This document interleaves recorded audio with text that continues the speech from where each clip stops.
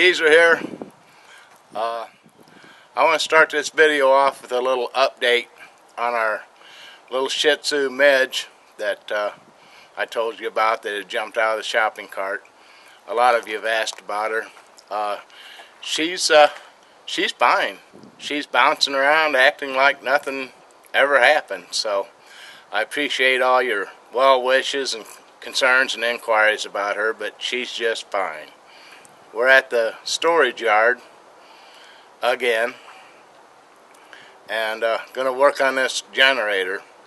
After the last video, I got a bucket load of suggestions and ideas, and today I'm going to try a couple of the simplest and cheapest ones, see where we get with that. So I'm kind of running out of day. Let's get to it. On the way out here, I stopped at an auto parts store and picked up this stuff. It's called Seafoam. Let's see, that's what it looks like. It's a motor treatment. This stuff is supposed to absorb the water and let the water burn out. Got a little bug messing with the camera here. Little bugger. I've been photobombed by a bug. That's cool. But what I did want to tell you is that I had treated this gas tank with heat. It's supposed to be a water absorption chemical as well, and it's still in the tank. Now I've done quite a little bit of research to see if you can mix these two in a gas tank without doing any harm to anything. And what I found online was that it's perfectly okay to mix them. And when I was at the auto parts store, I asked again, and they told me it was okay to mix them. So that's what I found out. That's what I'm going to do. Anyway, if you decide to copy what I'm doing, do it at your own risk. I'm certainly not recommending it. I'm just showing you what I'm doing.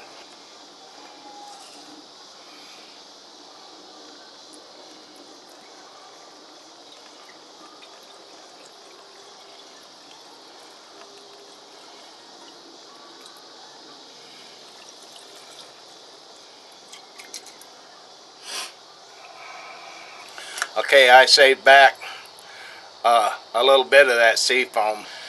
There's also a suggestion for spraying that stuff directly into the carburetor to kind of clean it up, and so I saved back a little bit so I can try that as an alternative. Now I get to climb down on the ground to move on while that Seafoam is kind of laying on the bottom of the gas tank to absorb as much as it can, kind of do its job while I do some of this other stuff, and then we'll get back to that. Okay, right back in here is there's a little bolt on this cover here.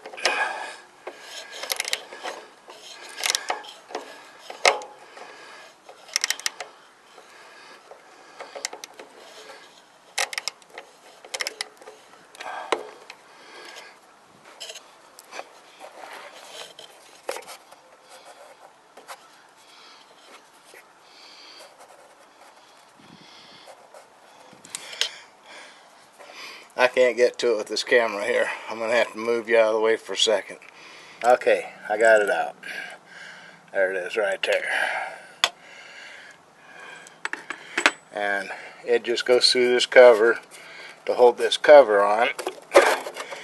And you get it loose. Work it around a little bit. And you can see right there's the air filter.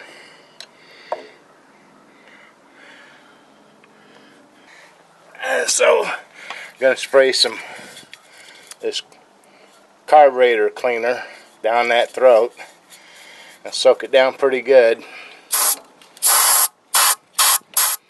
Oops. Good thing I bought a new one on the way out.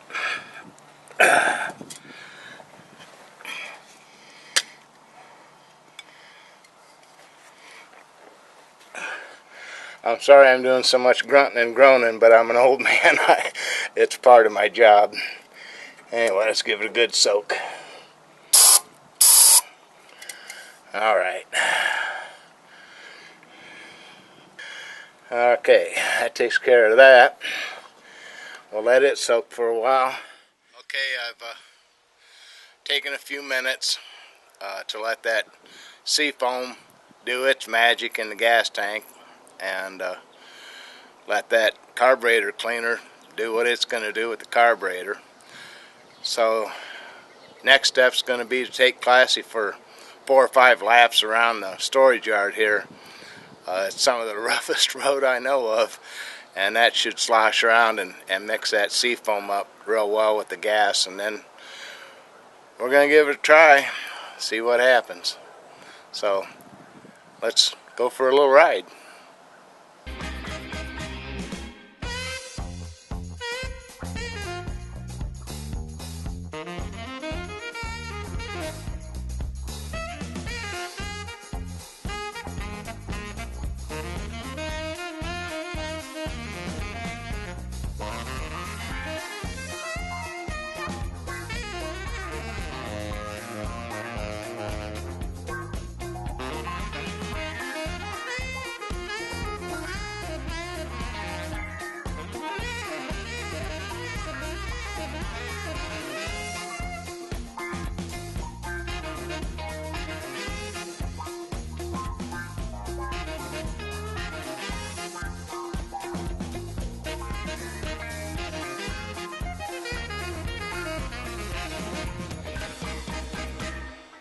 Okay, that should have stirred it up pretty good, I'm thinking.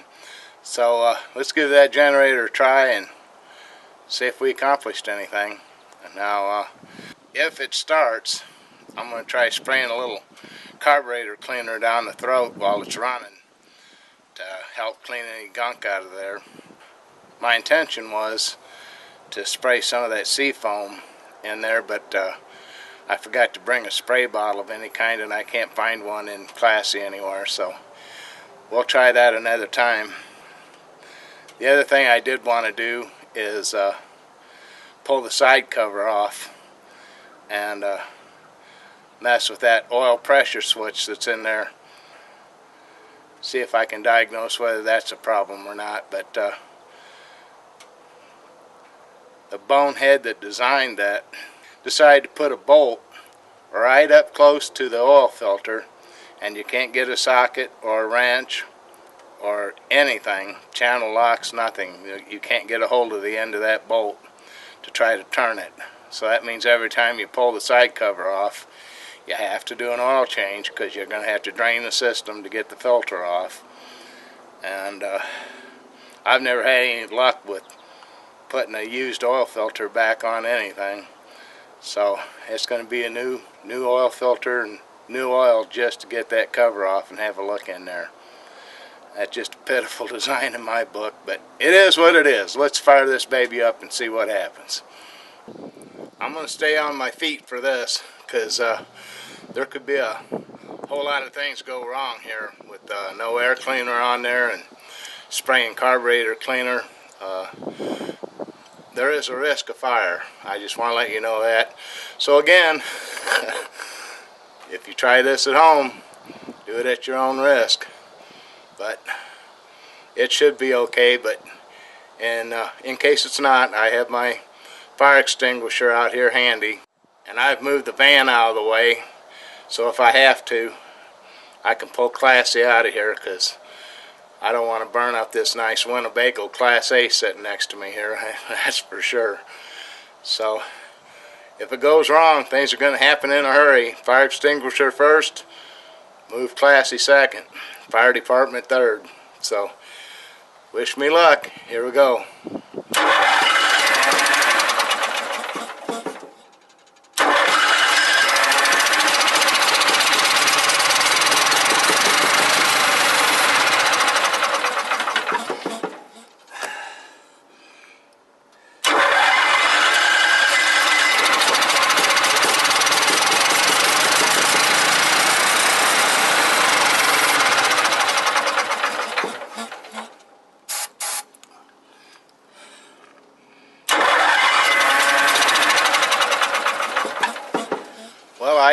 tried it a couple more times off camera and messed with the air fuel adjustment a little bit to see if I could get it to run, and it didn't do anything more than what you saw on the clip there.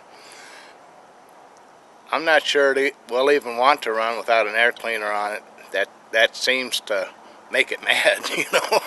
So next time I come out, I'll bring a new air filter and apparently stuff to do an oil change, an oil pressure switch. The switch isn't that much money, and it wouldn't hurt to have one on hand anyway, so I guess we'll try those things the next time. But for this time, I think I've done all I can do right now. So thanks for stopping by, and again, thank you all for all of your suggestions. I've got quite a list, and we'll just check them off one by one till we find it. Before I go, I do want to give a shout out to my buddy Steve. Steve kind of went over the top.